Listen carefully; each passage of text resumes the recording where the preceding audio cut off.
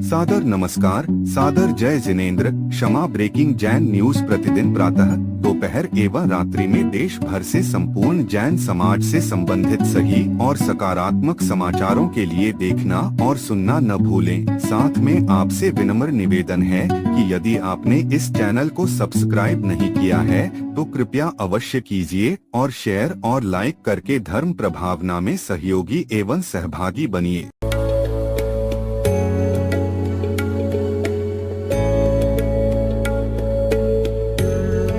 एक ऐसी संस्था जो जैन आगम के पथ पर बढ़ने वाले साधुओं की सेवा में दे रही है अपना योगदान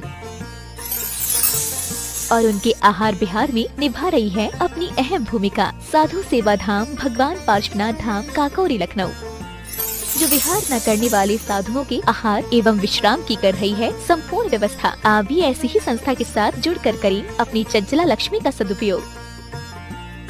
एक दिन का आहार मात्र 2100 रूपए एवं आजीवन 11,000 रूपए। इसके अलावा वर्ष में 2 दिन आपकी ओर से आहार एवं आपका नाम शिलापट पर किया जाएगा अंकित। Bank details Bhagwan Parshvanath Dham trust, bank of Baroda, Chowk branch Lucknow. खाता संख्या 064501000291154। IFSC code BARB0 LUCKNO। दान राशि एवं अधिक जानकारी के लिए संपर्क करें 7007783995 9452017984।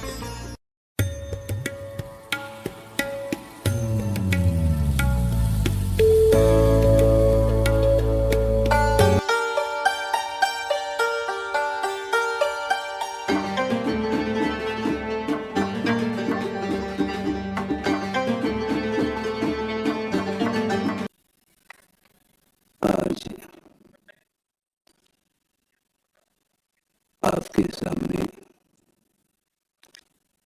एक विशाल जन समुदाय के बीच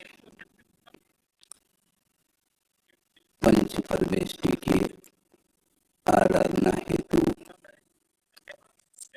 आप लोग सब एकत्रित हुए हैं।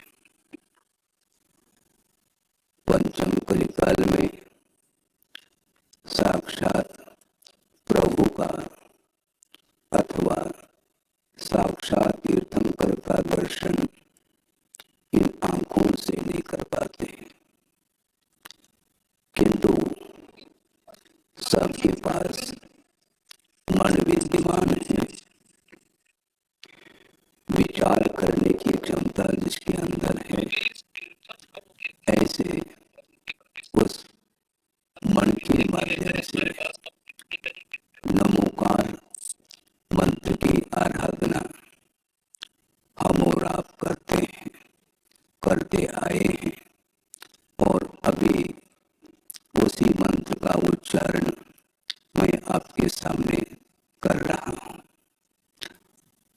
नमो अरहंताणम, नमो शुद्धाणम, नमो आयुर्याणम, नमो वज्रायाणम, नमो लोये सौवसाहूनम। शास्त्रों में उल्लेख मिलता है अरहंत शुद्ध 2 हो गए और साधु में आचार्य, उपाध्याय और साधु तीनों अंतर्भूत हैं, समाहित हैं। इस प्रकार ये 3 हो गए और केवली प्रणीत जो धर्म है वह भी मंगल स्वरूप स्वीकार किया है। तो 4 ही मंगल हैं और ये 4 ही श्रेष्ठ होने के कारण इनको उत्तम के रूप में स्वीकारा है। क्योंकि जो उत्तम सुख है, मोक्ष सुख है, वहां तक ले जाने की क्षमता इनमें है, इसलिए इनको उत्तम के रूप में स्वीकारा है। और उस उत्तम जो मोक्ष पद है उसको प्राप्त करने के लिए इन्हीं पंच परमेष्टियों का आलम्बन लिया जाता है, इनका शरण लिया जाता है। इसलिए शरण लेने योग्य ये 4 ही हैं, अर्थात अरहंत, शुद्ध, साधु और केवली प्रणीत धर्म। इनके शरण से, इनके आलम्बन से, इनकी आराधना के माध्यम से ही हम अपने जो आत्म तत्व है उसको परमात्म तत्व के रूप में ढाल सकते हैं। इसलिए परमात्म तत्व को प्राप्त करने के उद्देश्य को लेकर के ही पंच परमेष्टि की आराधना निरंतर की जाती है।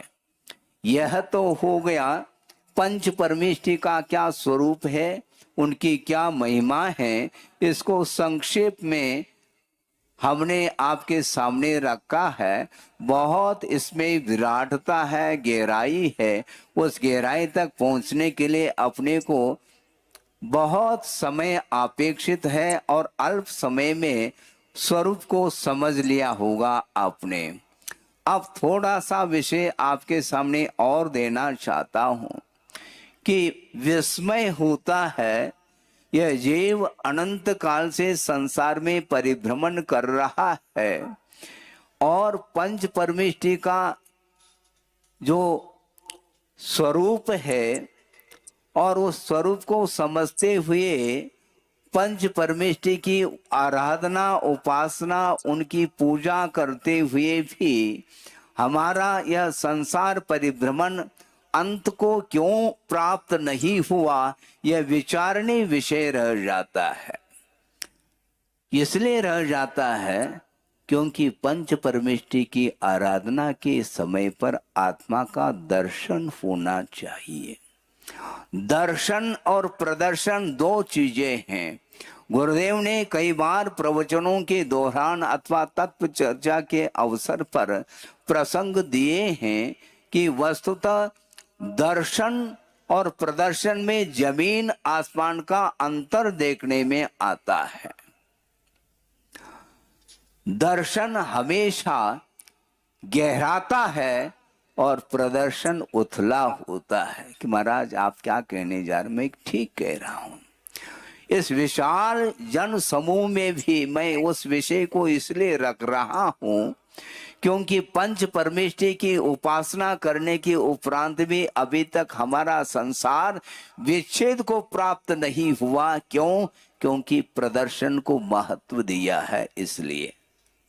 और हम दर्शन को महत्व देंगे तो निश्चित रूप से सारा विश्व शून्य हो सकता है।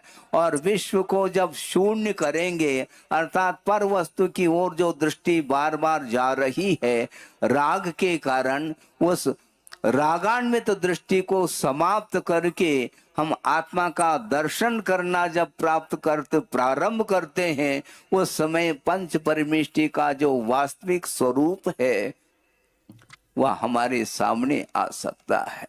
एक श्लोक आपके सामने रख करके इस विषय को पूर्ण कर लूं कि नहीं, वो नहीं, हमें याद है, प्रासंगिक है। क्योंकि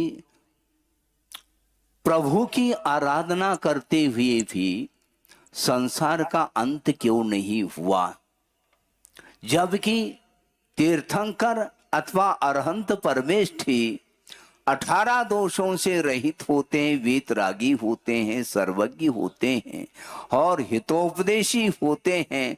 और उनका उपदेश सुनते हुए भी हमारा अभी तक संसार का अंत क्यों नहीं हुआ, ये बहुत बड़ा प्रश्न चिन्ह खड़ा हो जाता है।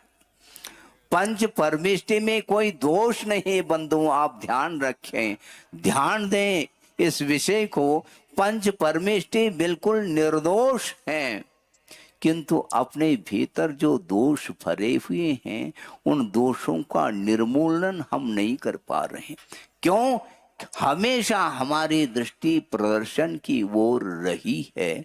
दर्शन की ओर दृष्टि एक क्षण के लिए भी हो जाए तो निश्चित रूप से वह संसार का अंत हुए बिना नहीं रह सकता। समो शरण में प्रभु तीर्थंकर विराजमान हैं और उस समो शरण में गणधर परमेष्टि हैं जो द्वादशांग के पाटी होते हैं और दिव्य ध्वनि का आधार आलम्बन लेकर के हम और आपके लिए देशना देते हैं। वे गणधर परमेष्टि भी अरहंत परमेष्टि की आराधना कर रहे हैं, उनका दर्शन कर रहे हैं, उनकी स्तुति कर रहे हैं और हम और आप भी करते हैं। बहुत बड़ा अंतर देखने में आता है। बहुत अच्छा श्लोक आपके सामने रख रहा हूं।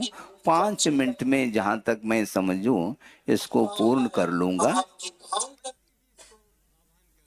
हाँ, बहुत अच्छी बात है।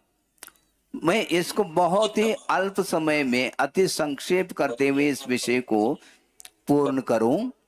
एक कल्याण मंदिर स्तोत्र आचार्य प्रणीत व स्तोत्र है, उसमें एक श्लोक आता है, बहुत ही प्रासंगिक है। आकर्णितोपि महितोपि निरीक्षितोपि, फिर दोहरा रहा हूं मैं, आकर्णितोपि महितोपि निरीक्षितोपि नूनं न चेतसि मया विद्रुतोऽसि भक्त्या जातोस्मि तेन जन बांधव दुख पात्रम यस्मात् क्रिया प्रतिफलन्ति न भाव शून्या। भाव शून्या क्रिया न प्रतिफलन्ति। भाव शून्य जितने भी क्रियाएं होती हैं उनके माध्यम से कोई भी फल सामने दिखाई नहीं देता।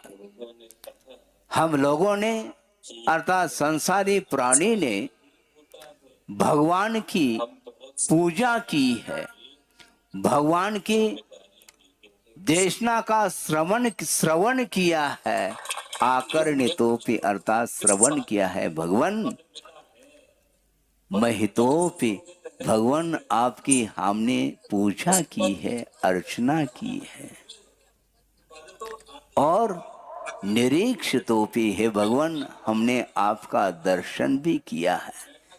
इसके उपरांत भी नूनं न चेतसि मया विद्रुतोऽसि भक्त्या, भगवान हमने आपको भक्ति के साथ चित्त में अथवा हृदय में नहीं बिठाया है। इसलिए पात्रम हे भगवान, आप विश्व के बंधु हैं और मैंने आपकी पूजा अर्चना, आपकी देशना और आपके उस दिव्य वीतराग मुद्रा का दर्शन भी किया है, किंतु इसमें मात्र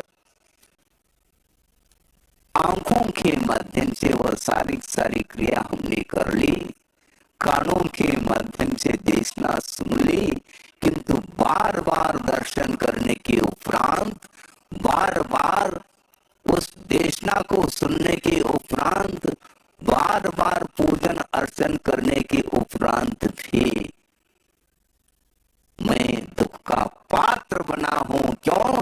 इसमें कारण ये है कि हमने हृदय से भक्ति के साथ आपको हमने हृदय में नहीं बिठाया है।